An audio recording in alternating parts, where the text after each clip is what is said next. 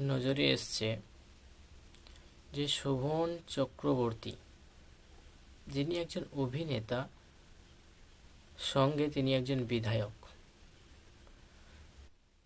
শোভন চক্রবর্তী অভিযোগ করে যে যে উনি নাকি অভিষেক বন্দ্যোপাধ্যায়কে উল্টোপাল্টা কথা বলেছেন, আর ওটাই নাকি শুনে ওনার মাথা খুবই গরম হয়ে গেছে, যার জন্য নাকি উনি রেস্টুরেন্টের কর্মচারীর সঙ্গে মালিকের সঙ্গেও অপব্যবহার করেছেন, এমনকি মালিককে মারতে দেখা গেছে।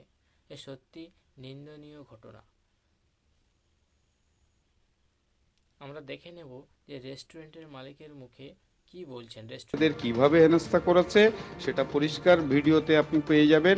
সঙ্গে আপনি এটাও পেয়ে যাবেন ওইখানে আমাকেও, যখন আমি ওনার ছেলেরা তাণ্ডব চালাচ্ছিল, আমি ভিডিও করতে গিয়ে আমার হাত থেকে মোবাইলটা কেড়ে আমার গায়ে হাত দিয়েছে কিভাবে, আপনারা ভিডিওটা আমি দিতে চাই। আর সোহম বাবুর যদি ইমেল অ্যাড্রেস জোগাড় করে দেন, আমি ওনাকেও কপি করে দিতে চাইছি, উনিও ভালো করে দেখুক যে উনি ভিডিওটা না দেখে না শুনে উনি যেভাবে এক তাণ্ডব করেছেন, উনি তারপরেও আবার এলিগেশন করতে চাইছেন সম্পূর্ণ ভিত্তিহীন।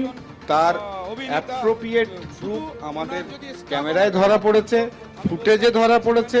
আপনারা মিডিয়া আছেন এবং আমি চাইছি পুলিশও তদন্ত করুক, এটা ভিডিওটা কিভাবে আছে, কে কি করছে, পরিষ্কার হয়ে যাবে জনগণের কাছে। আপনারা, উনি এক অন্যায় করেছেন, অন্যায়ের তো সীমা নেই, মানে যেভাবে করেছেন তার অভিযোগ করলেন, সেই অভিযোগটা কি ম্যানেজার করতে চেয়েছিলেন না পুলিশ নিজেরা লিখে নিয়ে গেছে? পুলিশ নিজে নিয়ে রেস্টুরেন্টে গিয়েছেন।